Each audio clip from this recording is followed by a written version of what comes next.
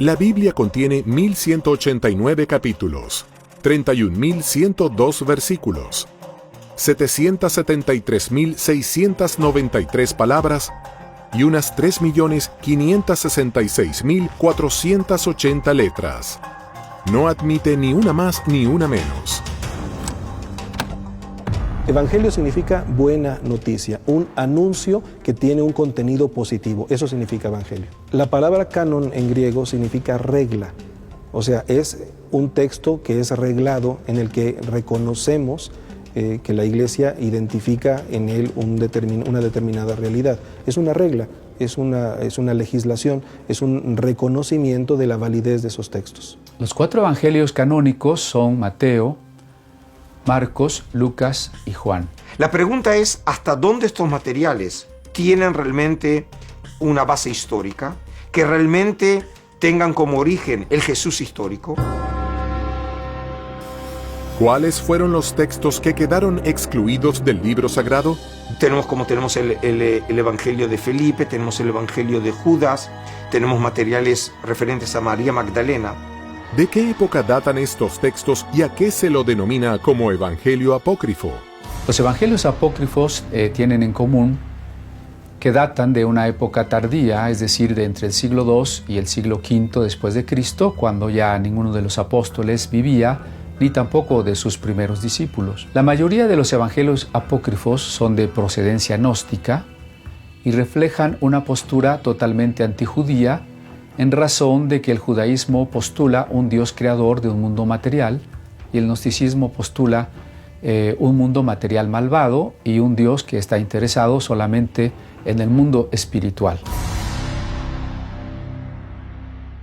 Entonces, algo que es común a todos los apócrifos es un Jesús que es como un holograma, es una proyección aparente, pero nunca es realmente humano. En el gnosticismo cristiano, que de alguna manera recuerda mucho el descubrimiento de los rollos, y en este caso reflejan lo que llamamos una literatura que se originó en el gnosticismo cristiano, que para esos años ya es considerado por el mainstream, por la corriente central del cristianismo, como una herejía, y por eso, en este caso, los libros que habían disfrutado de prestigio dentro de estos círculos fueron escondidos y no destruidos, y con eso nos permitió recuperar no solamente una literatura perdida, sino una literatura que en algunos casos tenía también raíces judías. De ahí que los evangelios apócrifos, en primer lugar, no sean evangelios, porque no se identifican con los evangelios del primer siglo en cuanto a dar una buena noticia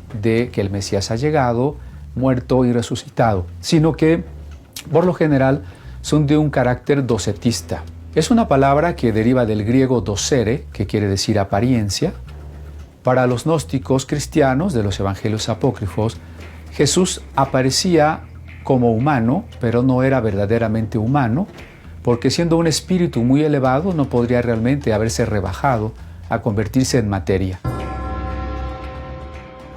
Una vez que el cristianismo se volvió religión oficial del imperio y que los obispos cristianos declararon heréticos ciertos textos y penalizaron su posesión, se desató un proceso de persecución muy intenso contra todos los evangelistas gnósticos, contra todos los gnósticos valentinianos, y la posesión de textos evangélicos fue considerado delito grave. ¿Fueron silenciados los evangelios por una lucha de poder en el seno del cristianismo? En 1947, unos pastores beduinos encontraron cerca de 800 fragmentos de manuscritos del Mar Muerto que datan de unos 2000 años en unas cuevas en el desierto de Judea. ¿Qué misteriosos secretos develan los rollos encontrados? Los rollos del Mar Muerto son manuscritos judíos antiguos, hallados entre 1946, 47 y 1956, y son documentos, la mayoría de ellos escritos en cuero de animal y una minoría, un 20% en papiro, la mayoría escritos en hebreo y hay también una minoría en arameo y en griego.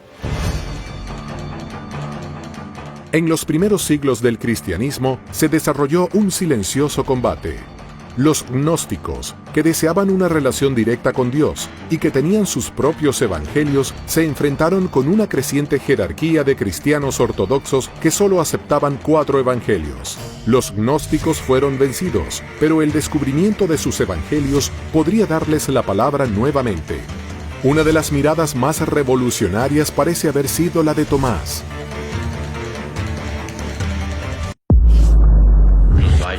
This administration